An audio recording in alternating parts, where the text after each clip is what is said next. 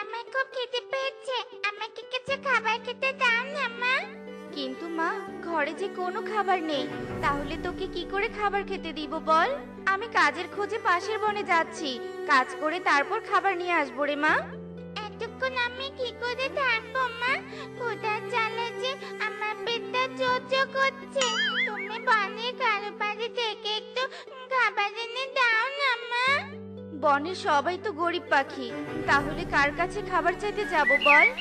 ও, মনে পড়েছে, বনের উত্তরে ময়ূর দিদি অনেক ধনী, তার বাড়িতে গেলে কিছু খাবার পাওয়া যাবে।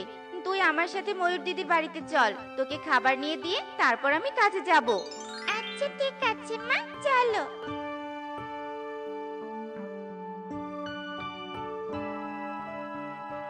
ময়ূরী দিদি, ময়ূরী দিদি, ময়ূরী দিদি, আমার মেয়েকে একটু খাবার খেতে দাও না গো, মেয়েটার যে খুব ক্ষুধা পেয়েছে। ওই তো মা, দেখো ময়ূরী মাসি খাবার নিয়ে আসছে। ইয়ে, কি মজা কি মজা, আমি আজ মজা করে খাবার খাবো। ময়ূরীর হাতে খাবার দেখে টুকি ভীষণ খুশি হয় আর খুশিতে লাফাতে থাকে, আর ময়ূরী খাবারগুলো নিয়ে গিয়ে ডাস্টবিনের ভিতরে ফেলে দেয়। এ কি ময়ূরী দিদি, তুমি খাবারগুলো ডাস্টবিনে ফেলে দিলে কেন? খাবারগুলো বেশি হয়েছিল, তাই ফেলে দিলাম। কি ভেবেছিলি খাবারগুলো তোদের দেব? কখনোই না। তোদের মতো গরিব ভিখারিকে খাবার দিয়ে কোনো লাভ নেই। উল্টো একদিন খাবার পেলে প্রতিদিন তোরা আমার বাড়িতে এসে আমাকে বিরক্ত করবি। গরিব বলেই তো তোমার বাড়িতে খাবার চাইতে এসেছি, আমার মেয়েটা ক্ষুধার জ্বালায় মরে যাচ্ছে, আর তুমি কিনা ভালো খাবারগুলো ডাস্টবিনে ফেলে দিলে। দিদি, কাজটা কিন্তু ঠিক করলে না। কোনটা ঠিক আর কোনটা ভুল সেটা কি তোর কাছে শুনে শুনে করব নাকি? আমার খাবার আমি ফেলে দেব না খাবো সেটা আমার ব্যাপার। তোর যদি খাবার খেতে ইচ্ছে করে তাহলে ডাস্টবিন থেকে কুড়িয়ে খেতে পারিস। তোদের মতো গরিবরা তো আবার সব খাবার খেতে পারে। ছি দিদি, তাই বলে আমরা ময়লা ডাস্টবিনের খাবার তুলে খাবো? মা টুকি, চল এই ধনী পাখির বাড়ি থেকে চলে যাই, দরকার হলে না খেয়ে থাকবো, তবু এমন নিচু মনের পাখির কাছে খাবার চাইতে আসবো না। চল মা, চল। হ্যাঁ মা, তাই চলো।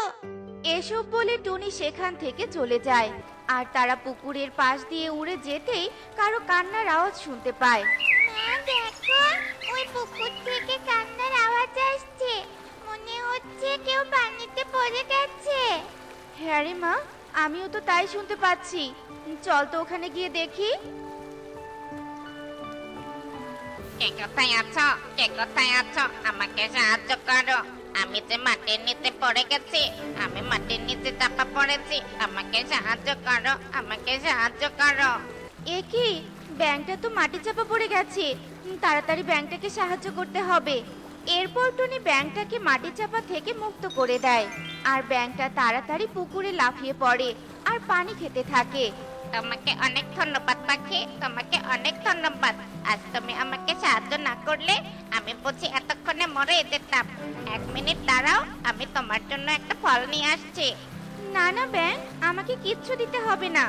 তা কি করে হয়? তুমি আমার জীবন বাঁচিয়েছো, তাই তোমাকে সামান্য একটা উপহার দিব, আর সেটা তোমার নিতেই হবে, বুঝলে?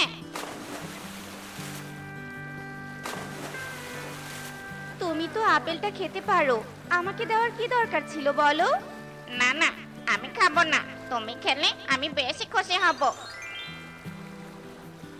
মা টুকি, তুই তাহলে আপেলটা নিয়ে বাড়িতে যা, আপেলটা খেয়ে কিছুক্ষণ থাক, আর বিকেল হলে তো আমি তোর জন্য খাবার নিয়ে আসবো। আচ্ছা ঠিক আছে মা। এরপর টুনি পাশের বনে চলে যায়, আর টুকি আপেলটা নিয়ে বাড়িতে চলে আসে, আর এভাবেই সারা দিন কেটে বিকেল হয়ে যায়। আর বিকেলে টুনি কাজ শেষ করে বাড়ি ফিরতে থাকে। ওমা, আমি তো খাবার নিতে ভুলে গিয়েছিলাম। এই তো কালু দাদার হোটেলের কাছে চলে এসেছি, কালু দাদার হোটেল থেকে কিছু খাবার কিনে নিয়ে যাই। আমাকে এভাবে অপমান করো না, আমার ভুল হয়েছে, আমি আর কখনো এমন ভুল করব না বাবা।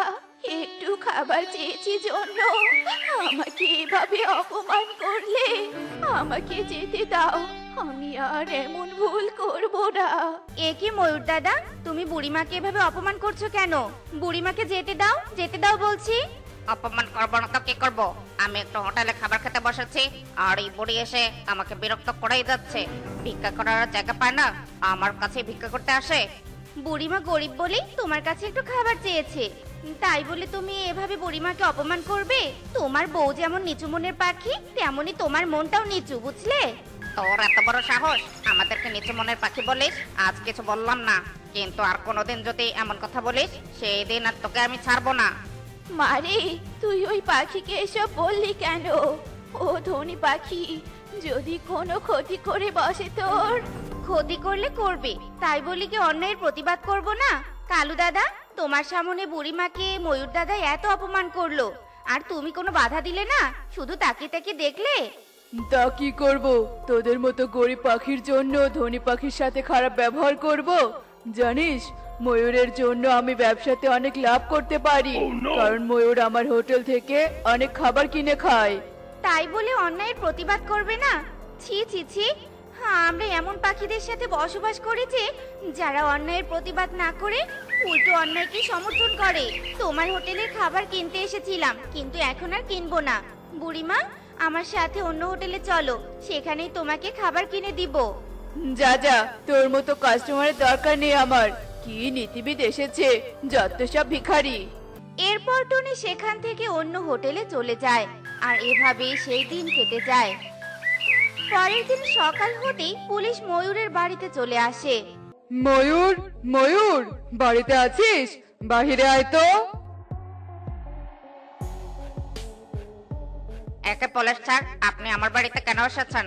কেন আবার? তোকে ধরতে এসেছি। পাশের বনের পাখিদের চাকরি দেওয়ার নাম করে অনেক টাকা নিয়েছিস, তাই সব পাখিরা তোর নামে মামলা করেছে। এখন তুই আমার সাথে থানায় চল। আর ময়ূরী, তুমি আজকের মধ্যে বাড়িটা খালি করে দিবে, কারণ বাড়ির জিনিস বিক্রি করে পাখিদের সব টাকা দিতে হবে। পুলিশ স্যার, এবারের মতো আমাদের ক্ষমা করে দিন। সত্যি বলছি, এখন থেকে আর কখনো কারো কাছ থেকে টাকা নেব না, নিজেই সৎ পথে চাকরি করব। হ্যাঁ স্যার, এবারের মতো আমার স্বামীকে ক্ষমা করে দিন। তোর চাকরি থাকলে না চাকরি করবি? এখন তোর জেলে যাওয়া ছাড়া আর কোনো উপায় নেই। তাড়াতাড়ি চল আমার সাথে। এরপর পুলিশ ময়ূরকে নিয়ে থানায় চলে যায়, আর ময়ূরী তার প্রয়োজনীয় জিনিসপত্রগুলো বাড়ি থেকে বাইরে বের করতে থাকে। একে এই গাছ এখানে কি করে এলো? গাছটাতে তো দেখছি বার্গার ধরে আছে। আমি তো জানালা দিয়ে কাল আপেলের বীজ এখানে ফেলেছিলাম, আর তার মানে ওই আপেল বীজ থেকে এই বার্গারের গাছ হয়েছে। মা মা, তাড়াতাড়ি ঘরের পিছনে এসে দেখো দেখো, এ কি অদ্ভুত কাণ্ড ঘটে গেছে। কি হয়েছে রে মা, কি হয়েছে? এভাবে চেঁচামেচি করছিস কেন? এ কি, এই বার্গার গাছ এখানে কোথা থেকে এলো? তারপর টুকি টনিকে সব কথা খুলে বলে। তার মানে ওই আপেলটা জাদুর আপেল ছিল, তাই তো আপেল বীজ থেকে বার্গার গাছ হয়েছে। যাই হোক, ভালোই হয়েছে রে মা, এই গাছ থেকে আমরাও খাবার খেতে পারবো, আর বনের গরিব পাখিদের খাবার দিতে পারবো। মা, তাহলে আমি গাছে উঠে বার্গারগুলো পেড়ে দেই, আর তুমি ঝুড়িতে ভরতে থাকো। হ্যাঁ রে মা, তাই কর। এরপর টনি আর টুকি মিলে বার্গার পাড়তে থাকে, আর তারা এক ঝুড়ি বার্গার পেড়ে নিয়ে বনের গরিব পাখিদের বাড়িতে চলে যায়। আর অন্যদিকে ময়ূরী তার প্রয়োজনীয় জিনিসপত্র নিয়ে একটা গাছের নিচে বসে কাঁদতে থাকে। আমি এখন কোথায় যাব আর কি বা খেয়ে থাকবো? ময়ূর, কেন যে তুমি পাখিদের থেকে ঘুষ নিয়েছিলে? আজ তোমার জন্য আমাকে পথে বসতে হলো। না, এভাবে থাকলে হবে না, আমাকে যে কাজ করে খেতে হবে। আমি বরং টুনির কাছে যাই, তাহলেই কাজের খোঁজ পেয়ে যাব। এ কি, টুনি এত টাকা কোথায় পেলো যে বনে সবাইকে ফ্রিতে খাবার দিচ্ছে? হয়তো সুখী এদিকে আসছে। আমি বরং সুখীকে জিজ্ঞাসা করি। সুখী, আয় সুখী, টুনি তোদের খাবার দিচ্ছে, কিন্তু টুনি এত টাকা কোথায় পেলো রে? আসলে দাদা, টুনির বাড়িতে জাদুর একটা খাবারের গাছ হয়েছে, তো তাই গরিব পাখিদের খাবার দিচ্ছে। ময়ূরকে তো পুলিশে ধরে নিয়ে গেছে, এবার তো আমার হোটেলও চলবে না।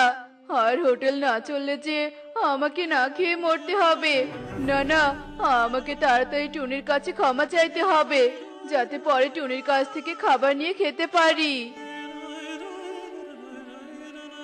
সব তো শুনলি টুনি, এবার তুই আমাকে সাহায্য না করলে যে আমি না খেয়ে মরে যাব। আর সেদিনের জন্য আমি তোর কাছে ক্ষমা চাইছি। আসলে গরিব বলে কখনো কাউকে অবহেলা করা উচিত নয়। হ্যাঁ ময়ূরী দিদি, তুমি একদম ঠিক বলেছো। টুনি, তুই আমাকেও ক্ষমা করে দে বোন। এবার বুঝেছো তো গরিব ধনী সবার প্রয়োজন আছে, কারণ কখন কে বিপদে পড়বে সেটা কেউ বলতে পারে না। তাই ধনী গরিব সবার সাথে মিলেমিশে থাকা উচিত, আর অন্যায়েরও প্রতিবাদ করা উচিত। চিন্তা করো না, আমি তোমাদের সবাইকে সাহায্য করব।